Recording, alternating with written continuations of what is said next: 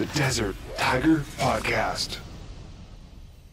I'm glad that we could reconnect here, Mr. Burrows. It's always a pleasure. Yeah, thank you very much, man. No worries, no worries. I believe it's been about, actually, almost exactly 2 years to the date since we last connected. We had an interview back in 2019 talking about the Black River. I was going to say it must have been Black River pre-promo or something like that. Yeah, I think it was when the single had first came out, pre-upping for the album itself, yes. Nice. Kind of like what we're doing now. Exactly.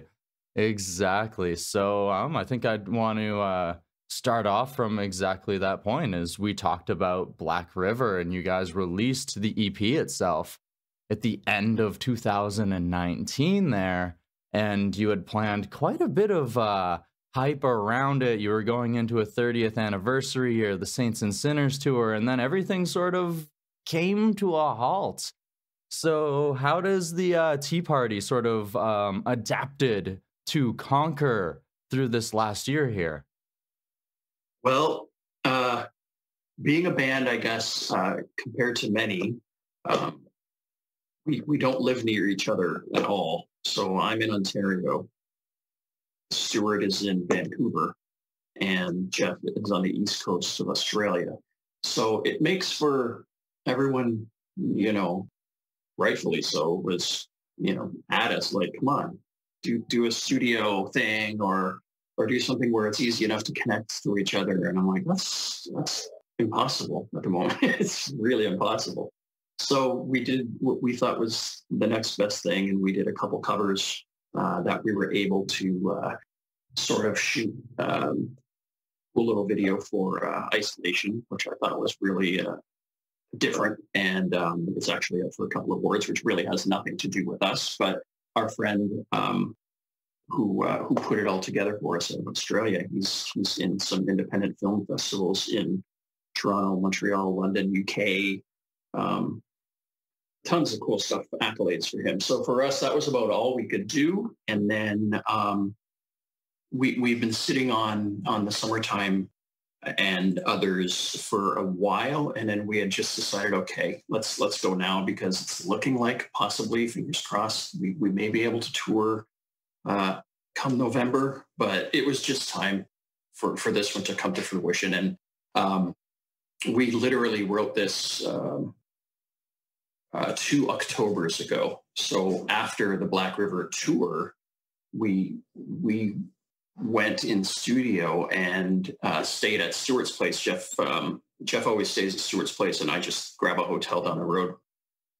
And we just started writing and started recording and did all of our bed tracks there and so on and so forth. So it's almost been 2 years in the making for this one, which still has its challenges, being cross-continental and so on. But we're super happy with the result. Really, really cool, and a very diverse EP, which we kind of like. Like, we don't like to do one thing and one thing only. There's a lot of bands that can do that.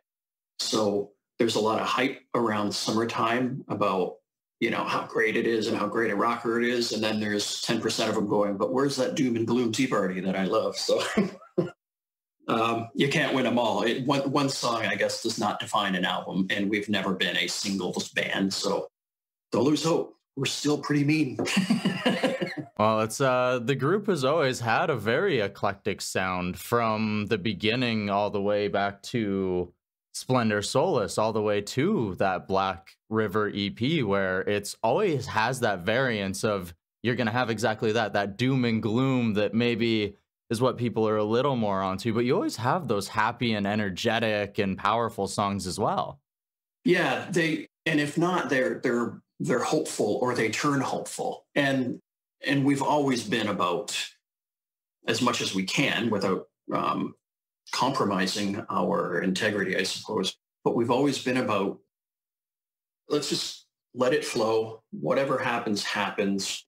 We're not stuck in a mold. And by all means, I'm certainly not knocking the mighty AC/DC, but they've got their plan, and their plan really works, obviously. But that's never been our plan. We've always tried to be as eclectic as we can. And I really, really love this EP. I'm not, I'm not a band member who sits around and listens to their music a lot, oh, listen to what we did and isn't it wonderful and so on. But I really do enjoy this EP. There's some killer tracks on this release. Awesome. So you mentioned that this was recorded back in October, back when you guys could actually still see each other, be around each other and otherwise, and that you had released covers. So was holding on to these tracks and releasing covers, was it exactly that, just waiting for that opportunity to hype up to when you can finally play this new material live again? Yeah, I mean, there was no rule book, right? There was no guide as to how things should be followed or what. I mean, no one was in a good mood. No one is still in a good mood regarding, So that's the thing. I mean, some bands who are fortunate enough to live in the same city, they were just going and going and going and going, and God bless them, right? But we were just not afforded that opportunity, and that's just the way it goes. And yeah, this is the way we're kind of launching it, because there's so many things in the work, a la 30th anniversary and so on and so forth, that I can't quite talk about yet, but that are happening, that have sort of been postponed. But it's been a gargantuan mess, really. Well, I mean, still, it's, even though last year was technically the 30th anniversary of the band coming together, 2021 is the 30-year anniversary of that debut EP. It's the 20-year anniversary of Inner Zone Mantras. So there's still a lot to celebrate, right? There's a ton to celebrate. It's just, is anyone ready to celebrate? I mean, I'm ready. I got kids, and my oldest lives in Manhattan, and I can't even visit him. I haven't seen my mom, who's older, in Vancouver for 18 months. It's brutal. I really don't like this, but I'm happy the music's out. It's kind of given me that hope, that inspiration, that I think we will be able to get together and hopefully maybe be able to travel by early fall and hopefully get to do this Saints and Sinners tour that we've been looking forward to.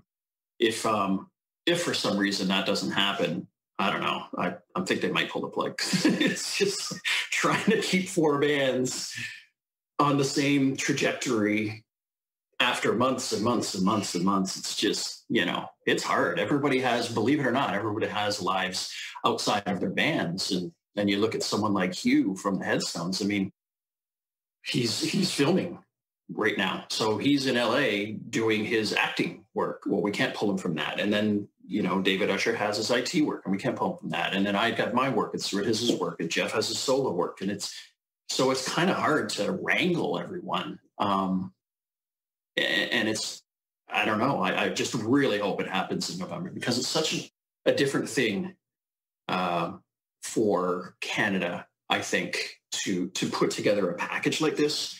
I've always, for lack of a better term, I've always complained about the fact that, why can these bands that are 30, 40 years old, that had a very modicum amount of success in the US, how can they go out and do these shed tours together where the ticket price is very friendly, say $25, but they're playing in front of 15,000 people. And, they would maybe fill 1,000-seat clubs on their own, but together they have this wonderful thing. And I always thought, why are we not doing that? There's money to be made, which is nice, because I'd like to feed my family and I'd like to retire someday. Not really, but I'd like to do a little less someday. And then, and the fact that we're doing what we really want to do, and we're giving everyone an opportunity to see, four bands for less than $100 in one night. I don't know. I think it's a really good deal.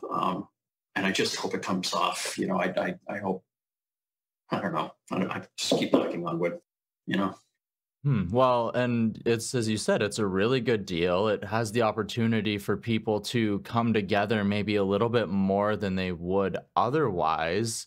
And all of these bands were back inside of the studio again, or have already, like, most of them have had at some point gone their separate ways, but all of them were back together releasing new music from the standpoint of Moist. Sloan who has jumped on the tour and everybody else. So it only makes sense that why not, right? Exactly. And maybe you've seen Sloan and the Headstones 2-3 times in your 40 or 50-year lifespan, but you've never seen the Tea Party, and you only caught a half a set of Moist, wherever. And now you get an opportunity to see them all. And I don't know, it's something to be celebrated, I think. And I just hope, I don't know. I don't know what to say. Hey, it's been a very difficult time. You've had to push back the tour twice now, and it's hard to plan around, but the potential and the excitement for these things to possibly return is on the horizon, as we do see in other countries, and even Jeff Martin himself having a tour over in Australia. So hopefully by the time November comes in Canada, we can be doing that exact same thing again. And then also so that everybody else can go and see their family members and otherwise.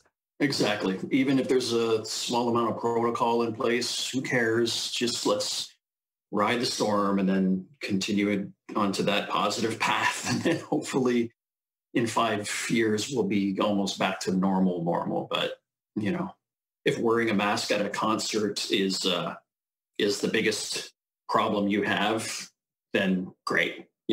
I'll wear a mask to go see any show at this point.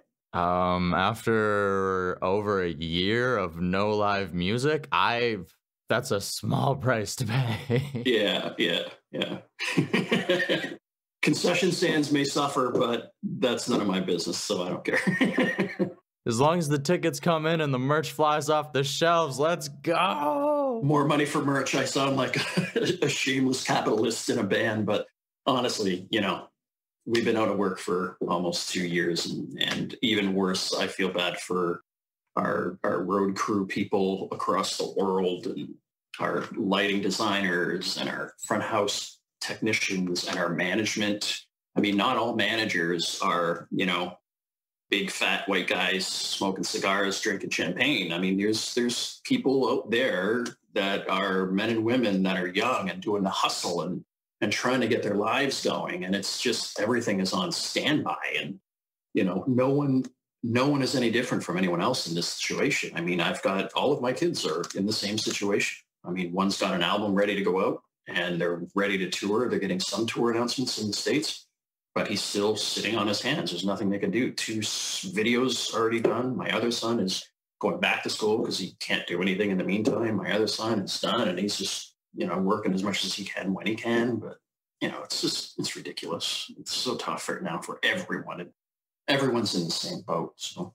Well, it's as you mentioned, it's everybody has had issues, and especially here inside of the music industry, there hasn't been a whole lot of help or relief. No. And entertainment writers and entertainment photographers and it grows exponentially, and no one's immune to its effects other than perhaps Jeff Bezos and a couple of the lucky owners of parcel delivery companies. Is that a beer? Are you drinking a beer? Energy drink. Oh, there you go. It's National Caesar Day, by the way. Oh, okay. I might have to tie into one of those later, but it's 8:30 in the morning, so I'm not starting up that early yet. I like the energy, though. I like the energy. Yeah. And I love the energy that comes with this new single. So with Summertime, with it being that rocker song that can get everybody off their feet, was it just the natural choice as that first single for this upcoming EP? Yeah, well, as far as I'm concerned, there's potentially, of the 5 songs, 3 are easy singles and 1 is a definite single even beyond that. But this one just made sense. Everyone's feeling like shit, but it's getting warmer out. You're going to be able to go for walks easier, swim, play, party at a distance, do whatever you can do. We're just trying to bring a little bit of levity to our situation, and hopefully it affects others in the same way. It's just fun. It's kind of funny. A lot of people have this idea that Jeff Martin is this brooding, dark guy, which, his lyrics and so on lend itself to that, but it's not like he's, he doesn't sleep upside down hanging from, a branch, in his black cloak. He's kind of a riot to hang out with, and we always have really great fun. So it's kind of funny when people are like, "What is this? I can't believe Jeff Martin would allow this to be released." I'm like, Jeff Martin allow this to be released? What are you talking about? The band wrote the song. Jeff loves it. Have a good time. I'm sorry, I'm a little pissy today. That's okay. No worries. And I mean, hey, everybody wants, especially when it comes to Martin, oh my God, he practiced black magic. And it was like, okay, but that doesn't mean he doesn't know how to party. Come on, people. Yeah, he's a pretty funny guy. I mean, Jesus, the devil laughs more than anybody. Come on. Right. I mean, come on now. Where else do you learn how to party? Exactly. All right, awesome. So you mentioned that with the anniversary coming up, there's only so much that you can mention, and there is the new PE as well. So with the rest of 2021, we've talked about the Saints and Sinners tour. What else can you possibly tell us about this future? Well, as you mentioned, 91 was when we released our independent album. So I'm just going to leave that hanging Chad right there. That's all you'll get out of me, but you figure it out, that sort of thing. To be honest, after that, with the tour next year, so if everything was fine by next year, you'll see many more anniversary type of shows, which I am always a big fan of. I don't mind. I like breaking them into two sets. So, if we did an anniversary of album X, you do that album and you have like a 15-minute break, which is amazing because I'm dying after each show. Then the punchers can go grab some beers or do whatever they want, buy some merch, and then come back. And then throw in a set of hits or a set of deep cuts or whatever. So that really lends itself to that. We do have the idea of, once again, this is all over, and the way we normally do it is pre-tour Australia will go early, and like weeks early, and we'll start writing, and post-tour we'll usually end up back in Vancouver and we can continue on, sort of thing. So we always bookend these tours with those types of things, and we have it in our heads to write an album as opposed to another EP, because we think we'll have the time, right? So as soon as we can get this out, and as soon as we can hopefully get this tour done, there's opportunities in Australia. They want to do more what do you call symphony shows as well, and those go very well.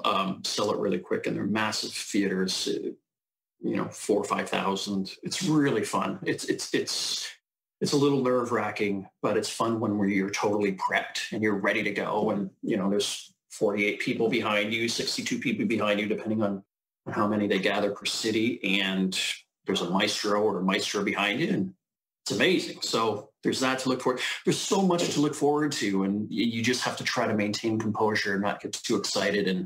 And I don't know. It's right around now that I'm just starting to think about getting into tour shape. So we'll see. But just look at the dates of all of the albums, and you'll kind of see where the anniversary tour dates potentially, or songs that were not released during that album time. I just saw the hit releasing Skadelphia today, and it was five or six songs that they had not released from I think it was Road Apple's era. And we have several songs like that from each of our albums as well, especially Transmission, which I really love. There's a track in there that I don't even know how it didn't end up on the album, because it even should have been a single. It was really weird, but that's something else that we get to look forward to. There's a lot going on. It's just a shitty time. Hey, that makes me incredibly excited, because I remember Transmission was around the time that I myself truly became a massive fan of the band. So I cannot wait for that. I cannot wait for everything else that is coming our way with these celebrations. And like you said, the answers, the secrets lie within the history of the band here. So now you're going to have a bunch of fans going back and going, oh. Make sure to rebuy that. like every Rush and AC/DC album I bought when I was a kid, you know, you buy the album version, the 8-track version, the cassette version, the CD version, and then you buy the CD version again. Then you download it. So, you know, let's do that again. I was literally just looking at Tea Party vinyl this morning, so I am in that cycle. Pretty funny. Oh, fantastic. I have had a great time chatting so far here today. Jeff, I have one last question. Are you ready for it? Sure, man. All right. So we've talked about the musical progression of putting this album together, of adapting and moving through this past year musically, sonically. So now what I would like to know is, over these past 2 years since we last spoke, how has this time helped you grow as a human being, or what has it helped you learn about yourself? Well, it's helped me grow this way.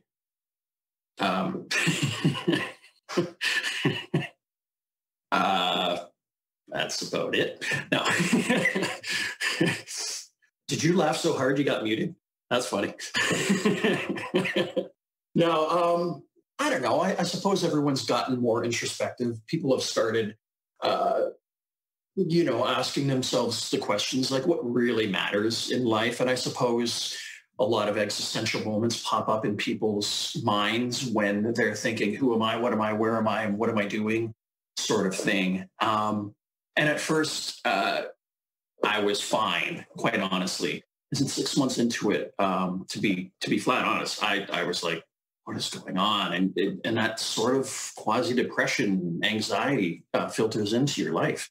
You know, I think I grew in a sense that you really don't know how important your family is to you, and how much you really do need them, how much you take them for granted when they're always right there, right by your side, or you get to see them occasionally, like once every other month if they live far away.